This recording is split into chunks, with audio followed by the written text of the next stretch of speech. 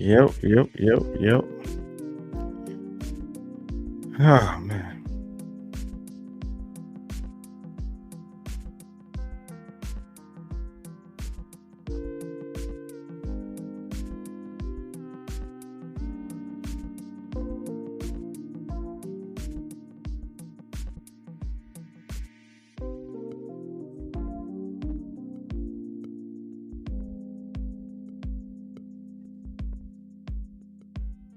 Mm.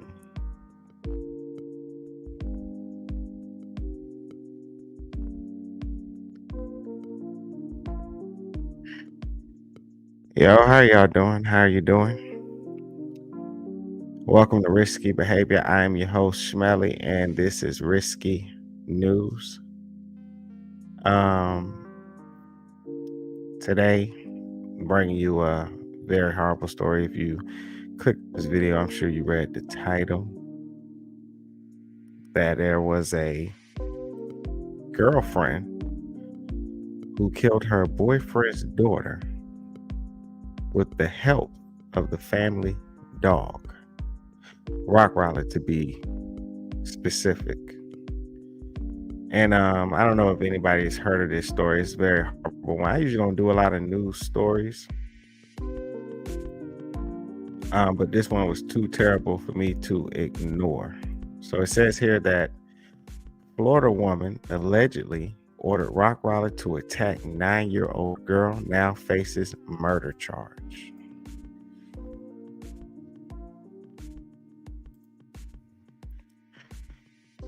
This is a young girl right here. She was only 9 years old and she was found dead on June 17th, 2 days after the alleged dog attack.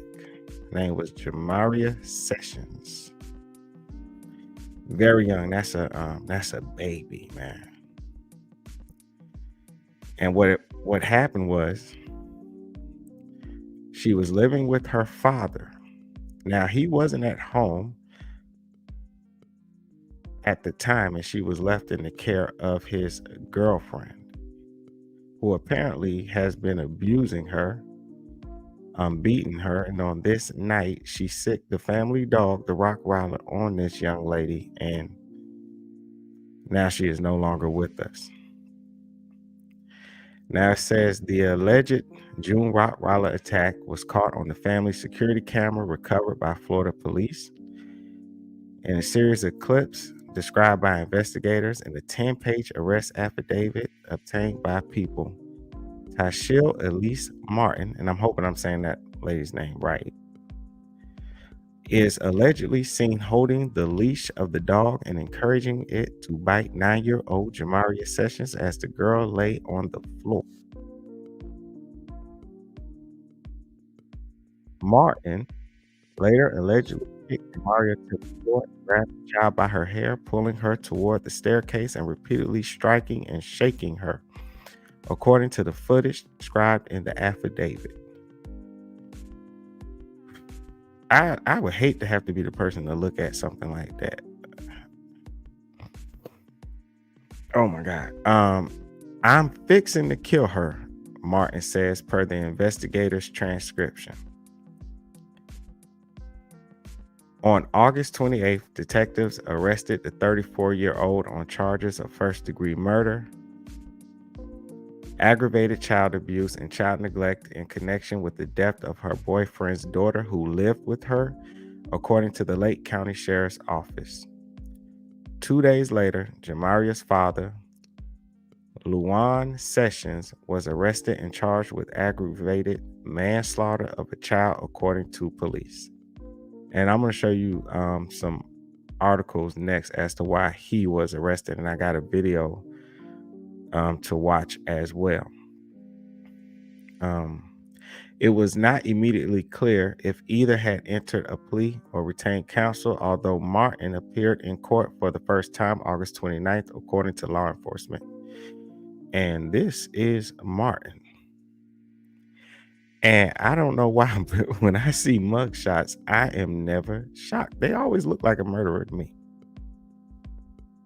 Always. It looks like something, lights on, nobody home in the kitchen, just maybe drugs, mentally not there, but that's her. And in the video that I'm going to play, you'll see her Instagram photos. And that's why I be like, Instagram, social media is so damn fake, because it never matches up when you see the real person. Like, take away the filter, the makeup, the fancy hair and everything, see what this person really looks like. And it says her arrest followed a search warrant in which investigators obtained the in-home video footage of the fatal June 15 attack by the family's 103-pound Rottweiler. And let me tell you, Rottweilers are vicious. My aunt got a Rottweiler, and I remember one time she was having me hold that thing in the back seat because she wanted to take it down to the vet. I can't stand Rottweiler. I don't like them. They too high strung for me. Too much energy and everything. Now it says here, Jamaria, who was living with her father's estranged girlfriend and her children as well as another sibling at the time of the attack, was treated differently from the others, investigators alleged in the affidavit. Martin's 17-year-old daughter later told investigators per the affidavit that Jamaria was disciplined by Martin Sessions and herself, but that other children in the house also had permission to physically punish Jamaria, who was allegedly forced to do wall sits and run in place or on a treadmill. Although the other children had rooms of their own, Jamaria was allegedly forced to sleep on the couch or on a crib-sized mattress in another child's room and had nothing outside of clothing to call her own, per the affidavit. The girl spent her childhood passing between adults following her mother's death. She lived with her maternal grandmother until shortly after the father's release from jail, 2023, August 2023, per the affidavit. That October, she moved in with Sessions and Martin, with whom he shared a biological child. And I'm gonna go ahead and get to this video, because what makes this so sad, right, is that they got this girl here, they're abusing her, they're not treating her right, don't want to give her no room. He never had to get her. This young lady, her mother died from leukemia. So this girl already went through something tragic. She was living with her mom's mom, so she was living with her grandmother. The grandmother says that one day her father just went up to the school, picked her up, and took her away without consent, didn't call, didn't tell nobody anything. He just went ahead and went up to the school and got her. So he didn't even have to take her if he didn't want her. If he was going to treat her like a piece of crap, he could have just left her with the grandmother. It was no reason for this. Let me do this.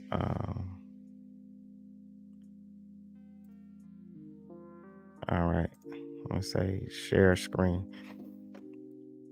And so it was really no reason for this at all. And I never understand people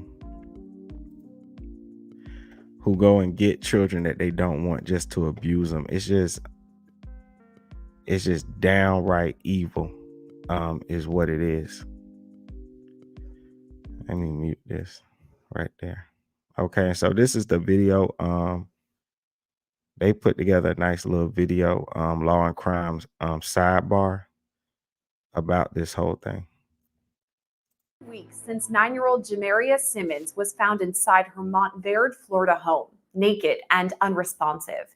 First responders say they found cuts, bruises, burns, and even possible bite marks on the girl. EMTs noted that she was already cold to the touch when they arrived. Lake County deputies started a child abuse investigation, which they now say is one of the worst cases they've seen in decades. They got a warrant to get their hands on the video from the home security system. The video came from the night of June 15th, 2 days before emergency personnel responded to a 911 call about Jamaria, and the video was shocking. According to detectives, 34-year-old Tyshael Martin could be seen directing her 100-pound Rottweiler to attack Jamaria. Deputies say Martin was holding the dog's leash during the attack, and she was also reportedly seen kicking Jamaria repeatedly. The video then reportedly shows Martin dragging a limp Jamaria across the room, continuing to hit her. She was possibly also heard saying, "I'm fixin' to kill her," according to the sheriff's office. Tyshael Martin was the girlfriend of Jamaria's father. Martin often posted about her blended family with Lowan Simmons and called Jamaria her bonus daughter.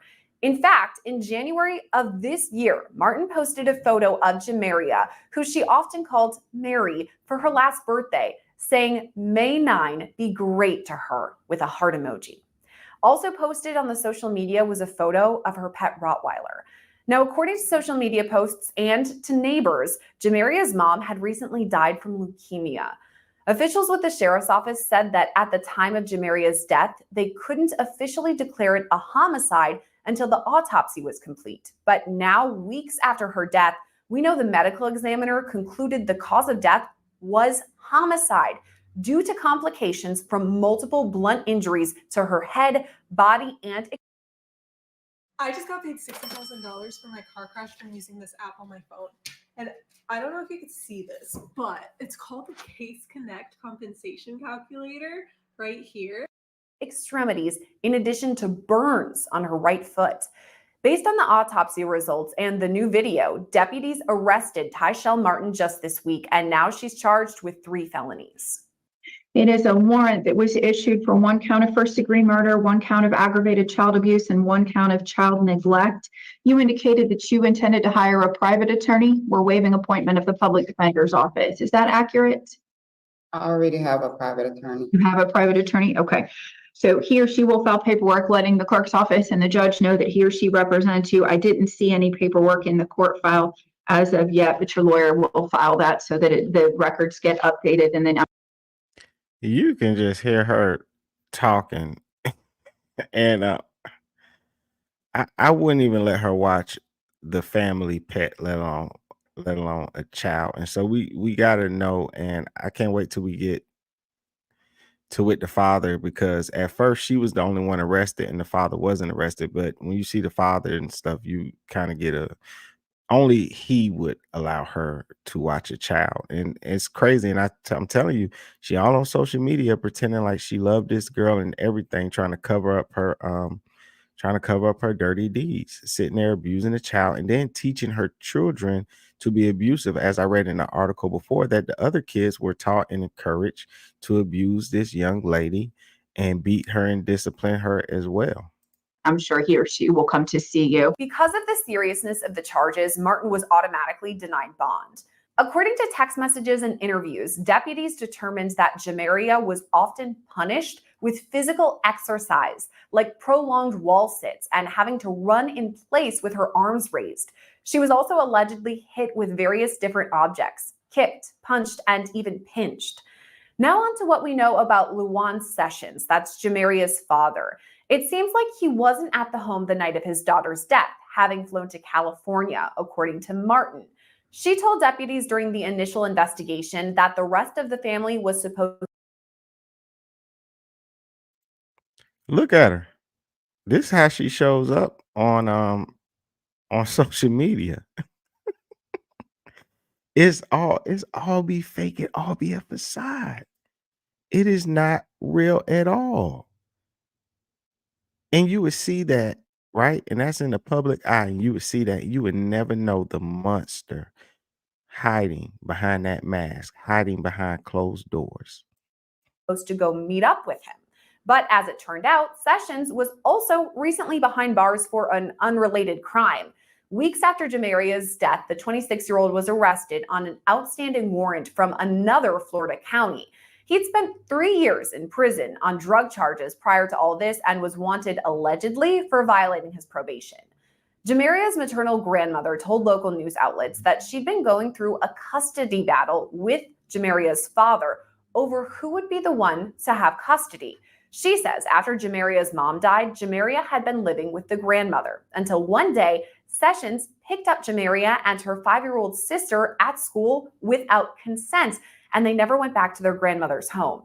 We dug into Martin's criminal record, which dates back to 2010, when she pled no contest to shoplifting charges in Orange County. Other citations include driving without a license, not wearing a seatbelt, and not having a child in a car seat. In 2016, Martin was charged with failure to control an animal resulting in a bite. That case was eventually dismissed by a judge. Hey, listen up. I have something you're not going to want to miss. Today, Upside is I'm gonna sponsoring skip over we're this. straight passionate about. I'm gonna skip this. And she's about to bring on this prosecutor next and stuff. Okay, so to understand more about this truly tragic case, we're joined now by Melba Pearson, a former Florida prosecutor. Melba, thank you for coming on with us. Thank you for having me as always. Now, this story is really, really tough to talk about. And one of the things that jumped out to me right away is the question mark, could this have been prevented? Because we know way back, the father picked up our victim in this case and her sister from school at the time they were living with their grandmother. And he wasn't supposed to pick them up from school. He took them and then somehow got custody. At the time of the little girl's death, the grandma was trying to get custody back. So there's a lot of messy things going on here. But do you think it could have been prevented had she stayed with her grandma? I think it could have been. This is probably another one of those tragic cases of where the system failed a little girl, a system failed a child. And the reality is that we know that many times those in the foster care system, those who are, in the adoptive family law system, they want to do the best they can do. But oftentimes they're just so overwhelmed. There's so many cases. It's hard to stay on top of everything and everyone. There's not enough staff. There's not enough funding. So because of that, we keep seeing instances where a child falls through the cracks. And sadly, it results in fatal consequences. So the reality is we need to do more in terms of investing in these systems because of the fact that our children need to be protected, and we can't have situations where people who have no business having a child in their house be the primary caretaker in some way, shape, or form. It really is so tough because so many different departments are so overworked, so understaffed, and this is a need that we have. But so many different departments need extra folks working for them. But anyway, moving on to the next half of this. The defendant in our case, Tyshael, she posted on social media about our little victim, called her bonus daughter, kind of celebrated the girl. And it seemed by all accounts, she loved this girl. This is her quote, bonus daughter. She's happy to have her. And then, I don't know, is this showing that social media isn't really what it seems? That's incredibly possible because you oftentimes show an image or show a side of yourself that may not necessarily be accurate. Many times you see people, even our favorite celebrities, posting on socials and they're hugging and they're at this great red carpet event. Let me tell you something. That is so true. I got a cousin of mine, and she do the same thing. If you go to her Instagram, she look like she living a life. But she got a specific corner of her apartment that she goes to that is clean, that is nice. But if she was to pan that camera around, oh my gosh, disgusting. Been evicted multiple times. And she just jumped from apartment to apartment to apartment. You cannot trust the social media image. But what is real is the fact that the girlfriend and the father are both jailbirds and should not be in charge of children. And I don't know how he got away. Well, I guess because he's the father, but I always thought like grandparents do have rights. And so that's why the grandmother was having them in court trying to get the rights back. But he should have never been allowed to just go up to that school and just take that child out that situation, especially when that child has been living with the grandmother. And it's just crazy to me that they would go through basically just kind of like kidnapping this child just to abuse him. If they didn't want her there and they didn't want to take care of her, he didn't even have to have her. He didn't have to go and get her. It's it's ridiculous. This was unneeded and uncalled for. And I understand that the system is backed up and everything, but it's got to be a better way. and life is so fabulous. And then you find out the next week that they're getting divorced and there was abuse or some other things going on behind the scenes. The photo, while a picture can tell a thousand words, it's not always accurate, the story that it tells, right? So often we see things on social media and the reality is very far different than what is being portrayed. So it is possible that this defendant posted all these lovey-dovey messages on socials because she wanted her partner to be happy. She wanted to show this image to the world that she's a loving stepmom and that she's a good person. But underneath it all, she had anger and obviously resented this poor child and clearly had a great deal of hatred or at the very least dislike. But to get to the point of leasing your pet, your Rottweiler, to kill a child, that to me leans on the side of hatred more so than anything else, unless there's mental health or addiction or something else that we are not aware of at this moment. The facts of the case really are gruesome and devastating. The fact that there was a dog that somehow helped perpetuate this crime. And I know this is something that Rottweilers or pit bulls kind of get a bad name oftentimes because they are the ones that occasionally get a bit more aggressive than others. But at the same token, oftentimes they're very friendly and nice if they're in a loving home. So I'm wondering if maybe our defendant in this case maybe trained or rewarded the dog if he was to attack the little Here are, in my opinion, 3 of the worst ways to invest. girl. What do you think about that? Yeah, and that's one thing. I think there's a lot of stereotypes about pit bulls and Rottweilers. I'm very much an animal lover. And I think very much it's nature versus nurture, right? And if the dog is raised in a loving environment and is treated, with love as a pet and is not trained to fight, not trained to attack, not trained to harm, then the dog generally will behave consistent to the way that the owner trained him. So I just want to say, man, watching this is disturbing me. I was sad. I've watched it a couple of times, so I was able to bring my emotions down, but I was so sad thinking about this little girl and what she's gone through in just a span of a year, losing your mother to leukemia, and your father is supposed to come as a support system and supposed to be the one that loves you and helps you get through this tough time. And your mother just died. And your father comes and takes you away from the grandmother just to allow his girlfriend and the other children to beat up on you. It's a 9-year-old and the death that she suffered of a dog attacking her. It's kind of, we don't even too much like to see criminals when they sick the canines on them and stuff, just to think what kind of sick person would sick a dog on a 9-year-old? What could a 9-year-old be doing? Even all the other discipline, 9-year-olds, they don't do crazy stuff like that to even warrant that type of behavior. These are some sick people. That big old dog, and you're gonna sick him on a 9-year-old, and then not only while the dog is biting her, she was kicking her and attacking her with the dog and encouraging the dog to do it. She sicked a dog on a 9-year-old.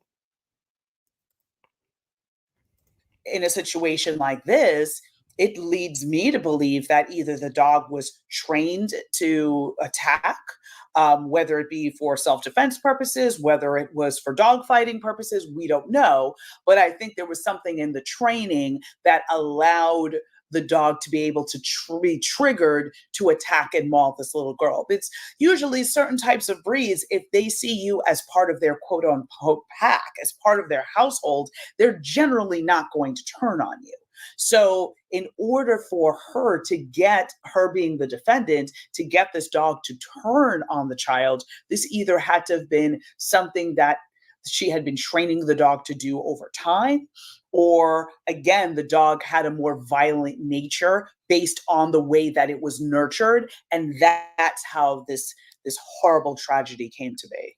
It's really tough to think about that, a dog attacking a little girl. I mean, so many of us have pets, are animal lovers. I cannot imagine my dog, who is part of my family, attacking another member of my family. And so this may be speculation, but it does get me thinking that maybe the defendant in this case kind of did nurture the dog into acting more aggressive and potentially attacking. And that's crazy too. When they played this video with them walking to the car, it doesn't even seem like they stayed in a nice neighborhood. And so it's just so shocking when you see the post, her acting like she was so happy to have this girl in her life. She was so happy to be taking care of this young girl, playing the role of a good mother and a family woman. And they're staying in this neighborhood. And from the body cam footage, it doesn't like they were staying somewhere bad. I'm pretty sure everybody was shocked, and I can see why people may have not expected or suspected anything wrong was going on, because you wouldn't think that. It's you can come up with the worst story that you can think of. This is something you couldn't even you just couldn't imagine. You couldn't make it up. You just could not imagine that someone would do something so horrible to a young girl, to beat and torture her like that, because this was going on for a while. She just so happened to die this time. So who's to know if this is the first time that this dog has attacked this young girl? They said that the girlfriend, she used to pinch the girl as a form of torture, and that she pinched her so much she had permanent marks in her skin because of it. That's how much she used to pinch her as a form of torture. People. Also, this defendant, according to court docs, may have said that she's, quote, fixin' to kill her, meaning Jamaria, the little girl. That to me sounds like a threat ahead of time. What do you think about that? Can that be used against her? Absolutely, absolutely. I would, depending on when it was said, and I'm thinking more so about the time frame around premeditation. Because if this is something she said 10 minutes, 15 minutes before the attack by the dog, that to me speaks to premeditation. If it's something she said contemporaneous to the attack, so in other words, she says, I'm fixing to kill her, and releases the dog, I think that's more of a case of second degree murder more so than first degree, because there could be the argument that this is in the heat of passion, and that, she was just angry, versus this is something that she had been planning to do, because whatever the case may be, the child was taking too much of the financial resources from the household, or she was jealous at the attention that the child was receiving from her partner, and she felt her partner should have been paying more attention to her. Any of a number of things. But that time frame is going to be critical in terms of determining premeditation as to whether or not this should be a first degree murder, or if this should be a second degree murder. And if we're talking about time frame in general, I want to bring up when this happened. It was way back in June, and now we're approaching September. So quite a lengthy amount of time. Why do you think it would have taken so long for experts to determine this was a homicide? Before Fun Trip, I had tried a bunch of fad diets, little short-term things that never really seemed. Well, there's a number of things that go into the investigation. Number one, first of all, you have to understand how it was even reported. Was this reported as an accident? And did the hospital treat it as such? Because again, Rottweilers can be very dangerous dogs, again, based on how they're trained, how they were raised, etc. So this could have been a random accident where the dog attacked and the family member intervened too late, and unfortunately it resulted in serious injury or death. So that is a realistic option, and as such, the hospital may have considered it that way. Law enforcement may not have gotten involved until later on, when maybe more evidence came to light. Maybe there were social media posts. Maybe there were other people in the household or neighbors that heard that what happened. Maybe the defendant made some admissions to other people. You know what? I hear what she's saying, and I can agree. I watch a lot of true crime. It's kind of it's my thing. I don't really watch too many movies or TV. I watch a lot of true crime stuff though, so I can understand what she's saying. It's realistic, but they said this girl had burn marks and so much other signs of abuse on her body. I would have thought that murder would be obvious. If not, that would mean that that dog was allowed to bite her so bad that other bruising on her body didn't really stand out to them. Think about that. That's how bad that dog must have been allowed to bite that girl. That all the other bruises in her body did not stand out to her, because they discovered other bruises on her body that showed, hey, she's been getting tortured and abused for a long time now.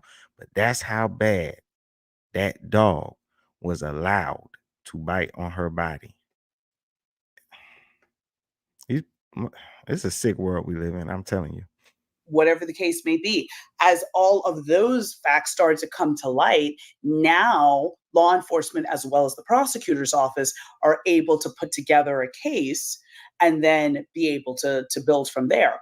Also, what's going to be very interesting is the medical examiner's report, because remember, the medical examiner has to pretty much come back with a cause of death of homicide. If the medical examiner comes back with accidental or undetermined you can still possibly work with, but it does make that trial much more difficult, because the prosecutor has to prove the cause of death, which would be let's say a gunshot wound, stabbing, death by dog bite, and they have to also establish the manner of death being homicide. If it's anything short of that, it becomes an uphill battle in terms of meeting the beyond the reasonable doubt standard of proof. Just hearing what you're talking about, the ways that people unfortunately may end their life, whether it's a gunshot wound or a stabbing situation. Unfortunately, that's something we cover a lot here on Sidebar, on Law and Crime. Unfortunately, we see it a lot.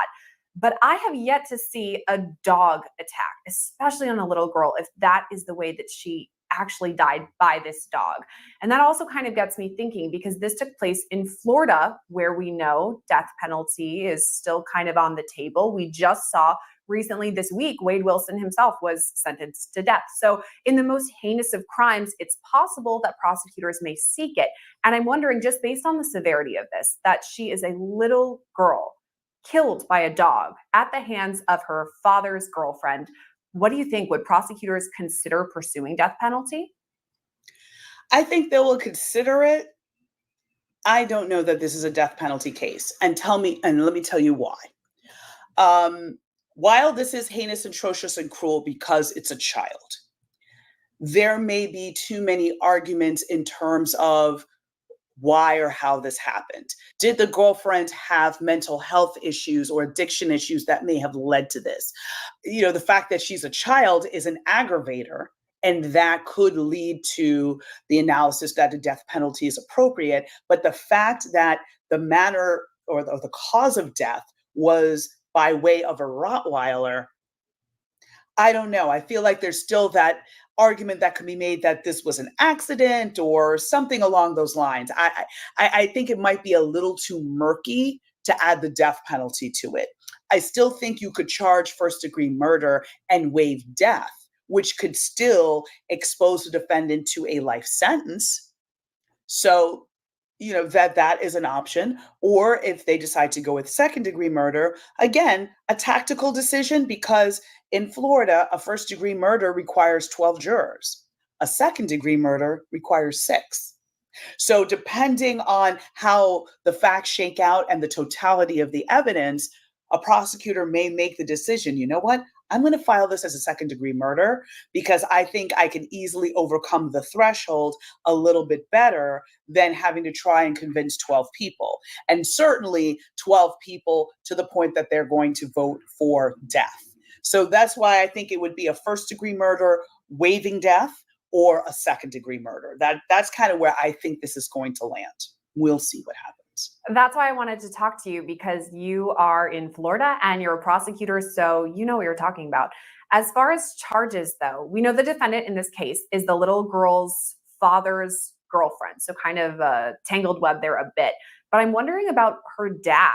Is it possible that he's culpable in all of this? He's the one who introduced this defendant, his girlfriend, to his daughter, and that's why his daughter was with her, because of the father. What do you think about all that?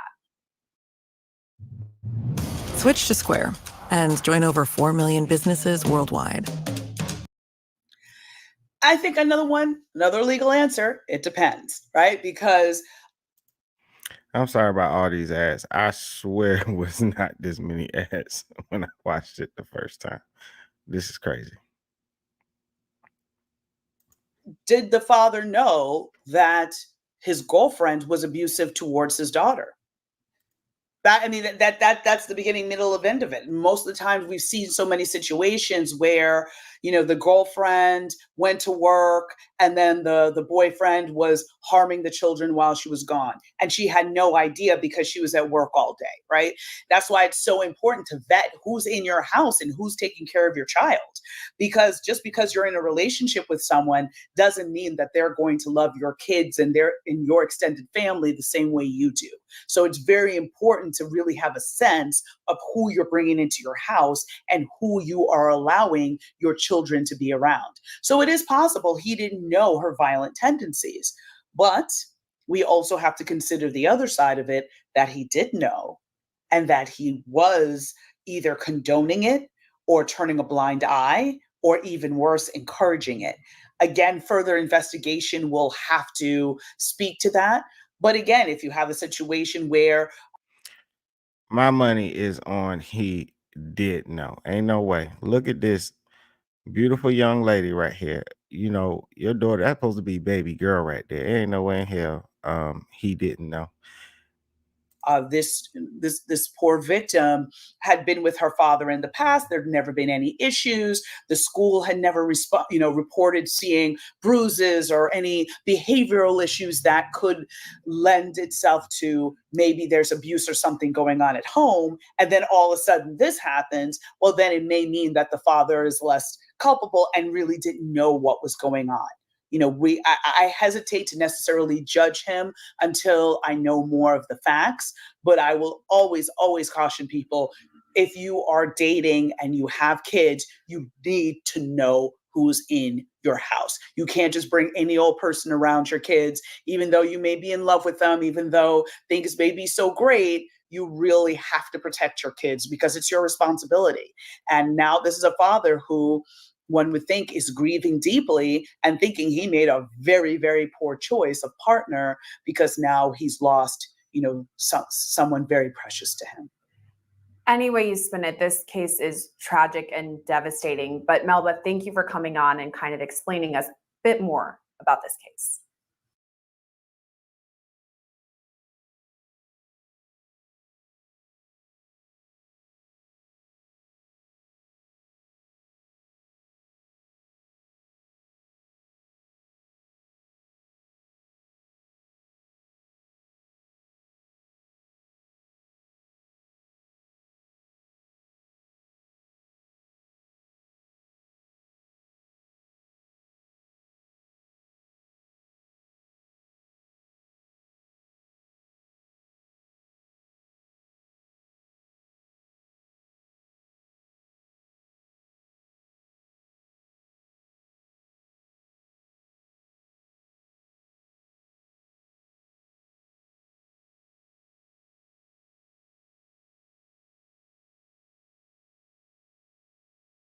And now we have her father of this 9-year-old girl is now in custody in connection to her death. We first told you about the horrifying story of Jamaria Sessions yesterday. And now we have her father's mugshot. His name, Lawan Sessions, and he is currently in jail. His girlfriend was already arrested and is behind bars. Channel 9's Nick Pampantonis is live at the Orange County Jail where Sessions is in custody. Nick, he is not yet facing any murder charges.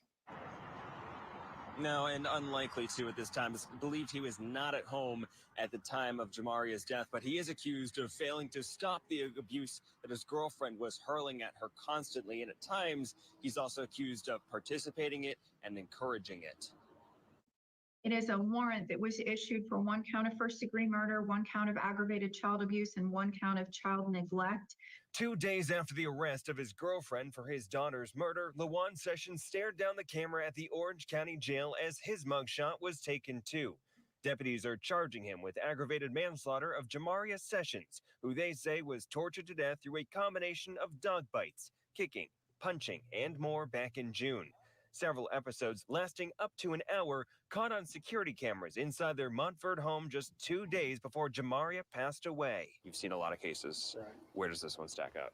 This is the worst. Deputies said while Tyshael Martin inflicted most of the pain on the 9-year-old, the father did nothing to stop it, at times joking with Martin over text messages about the abuse, referring to it as boot camp. Oh my God. So he was joking about it over text messages, like making fun of it, saying it's boot camp. What? This ain't even funny. Who does that? This girl had burn marks on her body. They were allowing the other children in the home because him and his girlfriend share a child together, but she also has other kids. And she has a 17-year-old daughter that already has admitted when speaking to the police that she was told and encouraged to abuse this girl and discipline her as well. This young girl, the 9-year-old that was murdered, she wasn't given a bedroom. She was made to sleep on the couch or on a little mattress in the corner. And he's on text messages joking about this. And so I already thought when they described the bruises and everything on her body and her being a little girl and, him being a father, I already pretty much guessed that it's no way he didn't know. There's no way he didn't know. And it looks like they got the proof. So they're going to take him down. And I'm happy about it. Camp. And while documents show he sometimes accused his girlfriend of taking things too far, deputies say he once dismissed concerns about the girl when they showed up to check on her back in December. And he explained it away as being due to the fact that their biological mother had recently passed away. Deputies say both of the adults had a history of drug dealing and exposing the children in the home to narcotics. They say once 2 of the kids in the house had to be airlifted to the hospital because of his actions. More on that coming up at 6. Live in Orange County, Nick Papantonis, Channel 9 Eyewitness News.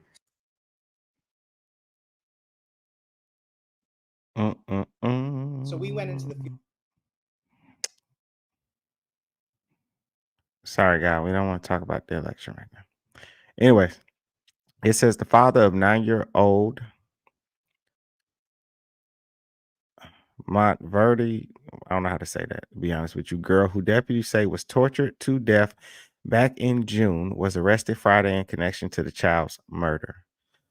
Lawan Sessions was booked into the Orange County Jail 2 days after his girlfriend, Tyshael Martin, was charged with the murder of Jamaria Sessions. Martin was arrested the day after the medical examiner ruled Jamaria's death a homicide. Sessions was not believed to have been home the night Jamaria Sessions died, but deputies said he permitted Martin to abuse her beyond reason and at times encouraged and assisted in the abuse himself. Deputies said Jamaria Sessions, who did not have a room, bed, or toys to call her own, was frequently subjected to long sessions of running on a treadmill or in place with her arms over her head or performing an exercise move known as a wall sit. They said Martin would pinch the girl so frequently she had fingernail marks covering most of her skin. 2 days before Jamaria's death, after Lawan Sessions moved out of the house following a fallout, investigators said Martin was seen on security cameras punching and kicking the weakened girl at full force, dragging her and encouraging the family's 103-pound Rottweiler to bite her head during episodes lasting up to an hour.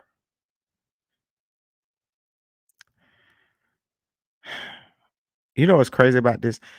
How in the hell do you move out of a house and leave your daughter with somebody you already know is beating her and abusing her?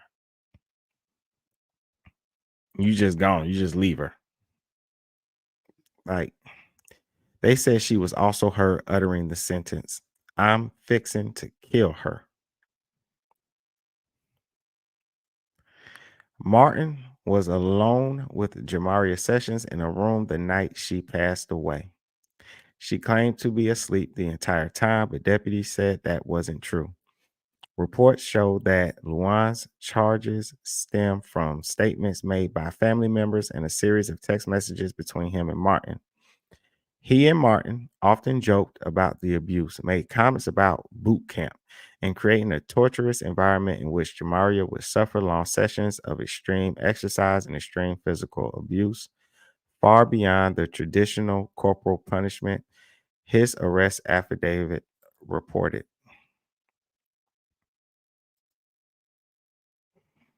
Mm. Deputies said he once accused Martin of going too far, and Martin sometimes lied to him about Jamaria's behavior so she could abuse her further. However, they said back in December, he told a deputy who responded to a wellness check request that her absence from school was due to her mother passing away, even though she died more than a year prior to that visit. A second wellness check in March is now the subject of an internal investigation, according to Lake County Sheriff's Office spokesman John Harrow. This is not the first time Luan Sessions has faced questions over his treatment of his children. Deputies said he and Martin were known drug dealers who exposed their children to narcotics. They also said he once fled from a traffic stop and crashed, causing 2 other children in the household to be airlifted to a hospital. Luan Sessions is scheduled to make an appearance before an Orange County judge before being transferred to Lake County for prosecution. His charge carries a maximum sentence of life in prison. And I'm very confused how somebody who runs from the police, crashes a car, causes the children to be airlifted to the hospital. I'm very confused how they're able to keep children. I'm very, very confused on that. And that's probably why they're because they said they visited the house 2 times, but it says here a second wellness check in March is now the subject of an internal investigation. And it seems like somebody that works for the state is about to get fired. Because I have people that I know that work for the state. And when cases like this come up, they say sometimes it's somebody that didn't do their job all the way. And so somebody's about to lose their job and be fired because it was something that they missed. Because all this going on, and you got 2 wellness checks, and now a little girl is dead. So somebody got to know something and did not do their job. And I have another article here, and we're gonna be wrapping this up.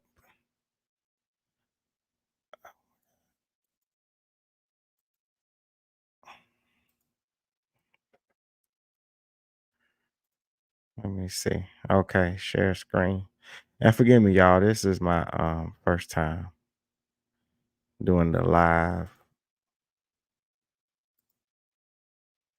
but I like it so far. There we go. Boom, boom, boom. Okay, we got it. And this article is supposed to have a video of the grandmother speaking. So this one is Jamaria Sessions' father arrested in 9-year-old Florida girl's death, deputies say. I don't know if this video says anything new that we haven't heard already. It's essential to know that you don't have to confront lung cancer alone. I don't know. How long this? Okay, 7654321. Come on, I don't want to see your ad. Come on. Got important things to see. And we continue to follow a developing story in Lake County, where a man is now arrested. Deputies say he did nothing to get his daughter out of an abusive home, abuse that allegedly led to her death. Thanks for joining us. I'm Hannah McKenzie. And I'm John Brown. Lawan Sessions is now charged with aggravated manslaughter. His girlfriend was arrested earlier this week on murder charges. Deputies say that Tyshael Martin beat the little girl, 9-year-old Jamaria Sessions, and also sicked her 100-pound Rottweiler on the girl multiple times. The sheriff's office called it one of the worst cases of child abuse that they have ever seen. We spoke to the suspect's mother, who is also the girl's grandmother, about her son being responsible, possibly, for the death. Do I want to see my son in prison behind this? No. But if I have to see him in prison, I'll just do what I can do. My grandchildren are first, and he knows that. Documents. So why would she say she don't want to see him in prison by this? Her answer should be she do want to see him in prison. Revealed there were several warning signs that the little girl was in trouble. Fox 35 has learned a Lake County employee is also under investigation for how they handled this case. Marie Edinger explains the timeline of the suspected abuse and how it was overlooked. I just said that somebody is about to lose their job because they didn't do it all the way. Lawan Sessions is now charged with aggravated manslaughter. His girlfriend is charged for his daughter's murder. Arrest reports show that deputies had been out to this couple's home before, and that part of this case comes down to who knew what and when. There were reports about this. In December, a school resource deputy at Grassy Lake Elementary noticed Jamaria and her sister were missing school and requested a well-being check. A deputy went by the house, but the girls were staying with Sessions' mother at the time. Sessions said the younger sister was having trouble adjusting to the new household, so she stayed at her grandparents' house. But Jamaria went back. But that's not the only call they got. In March, DCF called the sheriff's office saying they'd gotten an anonymous complaint about Martin possibly mistreating Jamaria's younger sister. And I can tell you that that call has actually become the subject of one of our open administrative investigations because we have concerns about how our employee handled that call. That's the same month Jamaria was taken to the hospital with severe bite wounds from Martin's dog. The sheriff's office says there were other calls to DCF about this home, but a couple of them were deemed too vague to follow up on. Fox 35 asked DCF about those calls. The department says they're working on the request. The next time deputies were called to the house, June 2024, was when Jamaria was found dead. And look at that urn every day, and it won't talk to me. It won't hug me. It won't say, Nana, can we go make biscuits today? In Lake County, Marie Edinger, Fox 35 News. Lawan Sessions was booked into the Orange County Jail this afternoon. He will be sent to Lake County to face his charges there.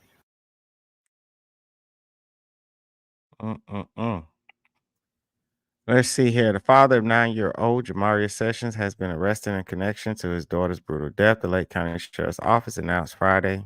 Lawan Sessions, Jamaria's biological father, was arrested in Friday, Orange County, on a charge of aggravated of a child in connections to the 9-year-old girl's death. Lake County Sheriff's Office said the probable cause. For children fighting critical illness, we can make the stars align. Because Wait, who's that talking? The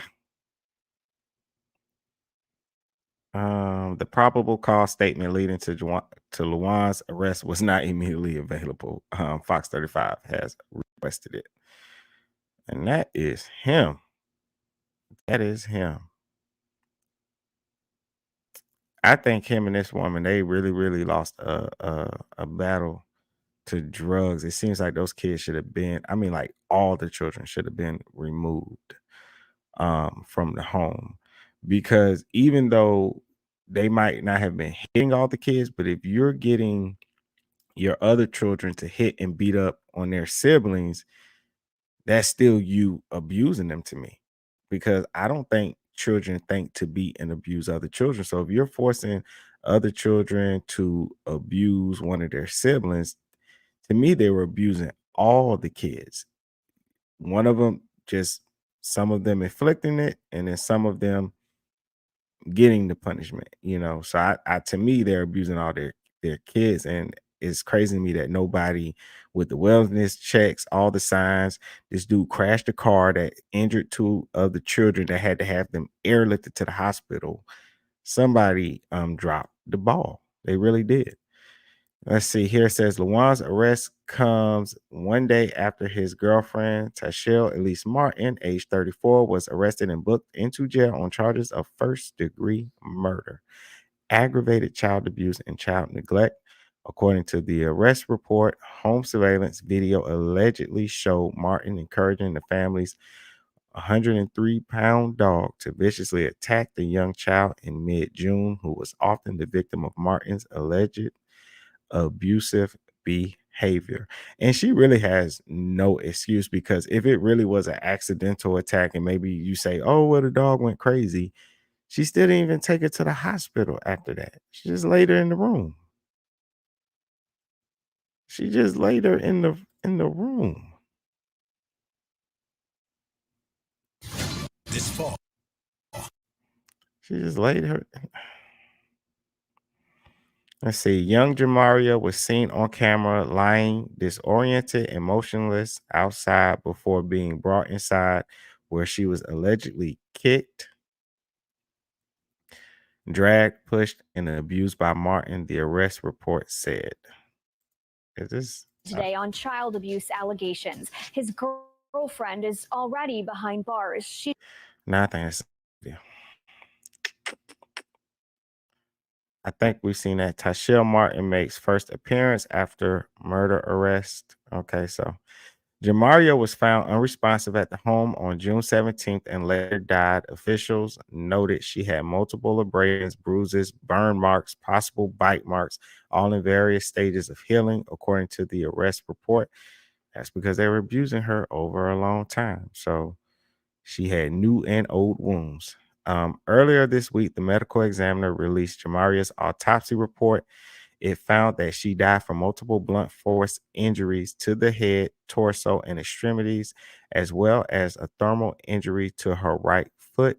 The manner of death was ruled a homicide.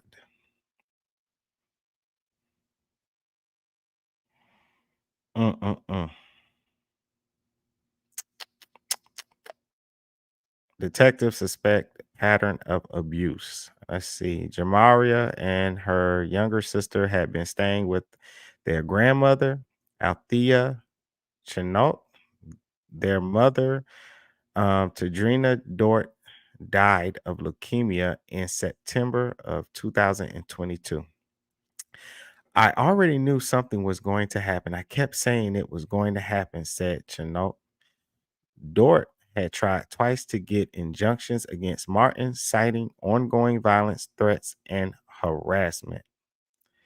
And so that's the mother. So clearly her and the father was at odds before her death. Tadria was in the hospital and she was writing Tadria on Facebook saying she hoped she died, said Chenault. So the girlfriend of the father that killed the daughter had an extreme hatred for the mother. And I am willing to bet money that she was taking that anger out on that little girl. However, her little girls wound up living with the same woman this family feared. And 9-year-old Jamaria wound up in an urn. So they cremated her.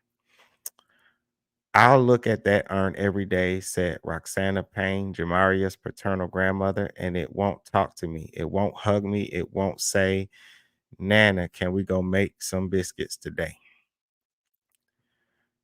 Detectives believe that this was the result of an ongoing, consistent pattern of severe abuse, said Lieutenant John Harrell with the sheriff's office. In December, a school resource deputy at Grassy Lake Elementary noticed Jamaria and her sister were missing school and requested a well-being check. A deputy went by the house and talked with Sessions. He attributed their absences to the mother's passing, explained Lieutenant Harrell. In March, the Florida Department of Children and Families called the sheriff's office after receiving an anonymous a complaint about Martin possibly mistreating Jamaria's younger sister. I told you, I think they was abusing all them kids. One just got it worse because they didn't like the mama. And I can tell you that the call has actually become the subject of one of our open administrative investigations because we have concerns about how our employee handled that call, said Lieutenant Harrell. That's the same month Jamaria was taken to the hospital with severe bite wound from Martin's dog. A neighbor told Fox 35 News they had called animal control about the dogs before and had called DCF. And I don't know if y'all heard earlier, that woman had got in trouble about that dog before, where that dog she didn't have it properly leashed and it attacked somebody. But the judge on her case dropped it for whatever reason. But clearly, she has a vicious and violent dog. Now, I'm not saying all Rottweilers are vicious and violent, but hers definitely was. Some residents in the neighborhood started getting concerned in May, noticing the girls were out of school again. The sheriff's office says there were other calls to DCF about this home, but a couple were deemed too vague to follow up on. Let's see. It says here that Fox 35 asked DCF about those calls, and the department said it was working on the request. Okay. I think they say that when they don't want to give you an answer. Those aren't the only kids in the household. Martin and Sessions share a child, and Martin has two others of her own. Her 18-year-old daughter told detectives she and Martin's other daughters would also sometimes discipline Jamaria. You took a beautiful spirit from this world and you crushed it because of what? Jealousy, said Payne. Jealousy made you kill someone. Jealousy made you kill a child. I'm telling you, man. You gotta be careful with stuff like that. I mean, this is a murder. Somebody died, the young girl was killed, but they have other cases like this where you have someone dating someone or living with someone, and that person is jealous of that child, that other parent, and they'll take it out on that kid. It doesn't always have to be hitting them. It could be them saying little smart things to them. Maybe they buy everybody a gift for Christmas, but don't get them a gift for Christmas. You got to be careful with that. You just can't have anybody around your kid, because if somebody doesn't accept your kid, or if they're calling themselves beefing with the mother or the father of your kid, you should not be living with that person or having that person watch your child. You shouldn't. And he did, and actually left the girl with her, and now she's gone. The entire group of kids had just gone on a cruise together with Martin and Martin's mother about a week before Jamaria's death. Sessions didn't attend.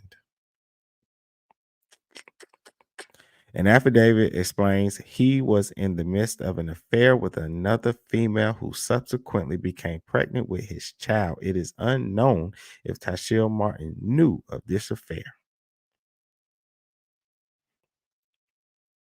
So I think she didn't know. I think she took everything out on this little girl. I think she hated the little girl's mother. She was writing her on Facebook saying she hoped the woman die, while the woman, Jamaria, the little girl that died, mother's had leukemia. She had leukemia and she's in the hospital. While she's in the hospital, the father's girlfriend is writing her messages on Facebook saying, I hope you die. The father knows that the girlfriend don't like the mother, most likely don't like the child. He's constantly leaving this little girl with this girlfriend. And he knows this girlfriend is abusing this girl and treating her unfairly, because they uncovered text messages where he's telling the girlfriend, hey, I think you may be taking it too far. And in some other text messages, he's joking about it, making boot camp references.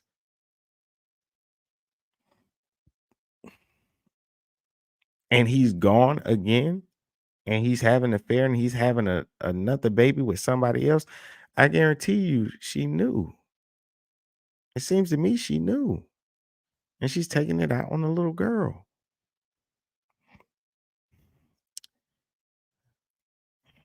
Karen, on this story is jacked up. He did get text updates. He did get text updates from Martin about the trip, namely about Jamaria being disciplined. The affidavit said Martin made up an entire story about Jamaria flashing a boy on the cruise and running from the child care center.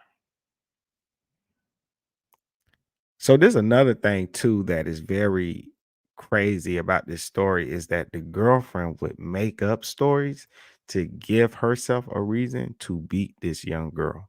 So this woman wants people to believe that this little girl was on a cruise and she was flashing little boys. Who believes that? Nobody.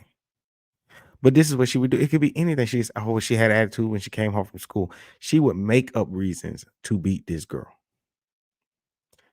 It is believed these fictitious events were crafted by Tyshael. Oh, they spell her name crazy right here. Tyshael Martin, so that she can physically discipline Jamaria maliciously or otherwise account for injuries inflicted upon Jamaria, the affidavit read. The affidavit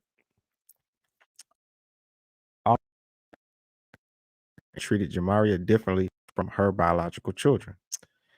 It was learned that despite every other child having their own room, furniture, bed, etc., Jamaria Sessions was required to sleep on the couch or on a curbside mattress in another child's room and had nothing outside of clothing to call her own, the affidavit says. The affidavit also explained that Sessions did, at least to some degree, know or suspect something was wrong. In text messages, Sessions accused Martin of abuse. So in some of the messages, he accused her of abuse, but he never did nothing about it. So is there more? Is there more? I don't know how you get to the.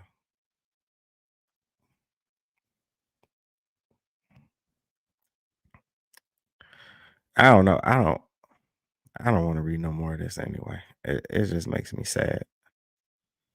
I can't even understand or go into the mind of a person like this. Somebody would do that to a child, that somebody could have a child, a father could have a child and just not care anything about them at all. Nothing. Just nothing. Just he feels nothing. And I don't know it. I don't know. Maybe it was the drugs, maybe some mental illness there or something that was making them incapable of it. Either way, to me, is no excuse. I feel like the state, the police, anybody that ever went to that house, I feel like they dropped the ball, and because of that, a young girl is because somebody told a Rottweiler light on him, bite her in the head. I just feel bad about that. That little girl did not deserve that.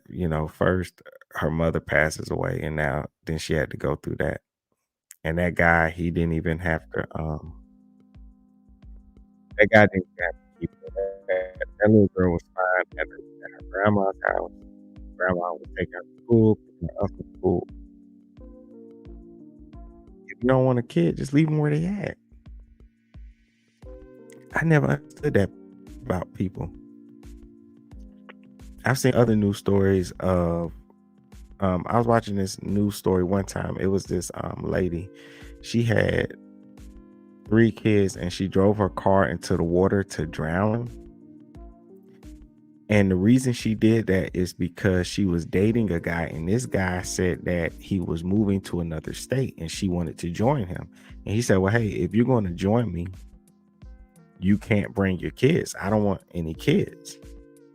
And so her response was to say, wow, okay, well, I want to really be with him. And so she put her kids in the car, took them for a drive, drove the car in the water, and she let the kids drown. Now, what's crazy about that story is the father, I don't know, one of the fathers, I don't think he was around, but two of the fathers of her children were fighting and arguing with her, trying to get their daughters. So she didn't have to kill them. She could have just gave them to the father. And it's the same thing with this story. The father was not in possession of the daughter. The grandmother had the daughter. But he went and took her, and he went and got her. And I'm wondering, in my brain, I cannot wrap my brain around it. Why would you do that if you obviously didn't want her, because you abuse her when you take her? Just leave her where she's at, and you free to do whatever you want to do. Why go get a child to abuse them? It makes no damn sense at all. It's backwards as hell.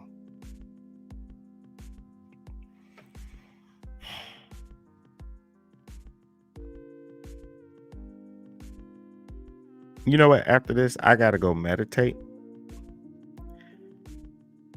I'm done. This is probably this is the worst story that I've heard. Yeah, this is the worst story I've heard. I'm done. It's put me in like a little sour mood. I gotta go meditate or something. I can't believe somebody would do this to a kid. And I can't believe a father would just on a day-to-day basis know that his daughter is being abused and just let it go and never say, never stop it, never do anything at all. Just let it happen. You come home, you see your daughter with burn marks on her body. This little girl is pinched so much that she's got permanent pinch marks in her skin, and you don't do anything about it.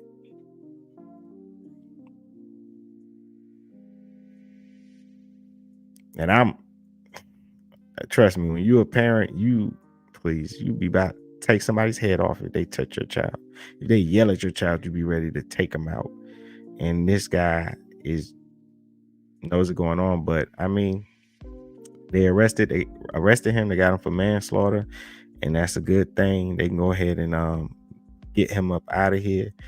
And those children that were staying in the house can now get help and hopefully go to somebody that's going to care about them and take care of them, because these people should have been stopped a long time ago, and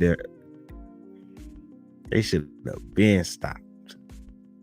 They got some really good fathers out here, really, that are fighting to see their kids and can't see them. And you got a guy like this allowed to keep kids after he runs from the police with the kids, crashes, and those kids got to get airlifted to the hospital, and they say, okay, here you can have your kids back. This is ridiculous, man. Anyway, I appreciate all y'all who tuned in and watched the videos for me. I know it was long, and it's kind of like a terrible, sad story. Most people don't want to see things like that, because when you see things like that, it just ruins your day. And so I appreciate you doing that.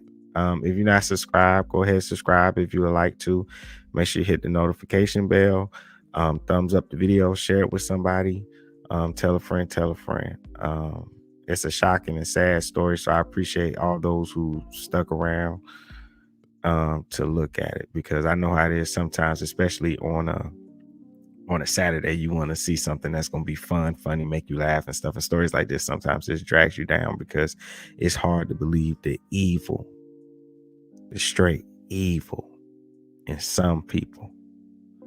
A little girl, a baby, 9 years old, 9-year-old, that's still a baby to me. And the fact that somebody would beat and torture and abuse a child like that is just shocking. It's disgusting. It really, really is. So I'm going to catch you all later. I appreciate you all. Much love. I hope everybody be blessed. And I'm out of here. So risky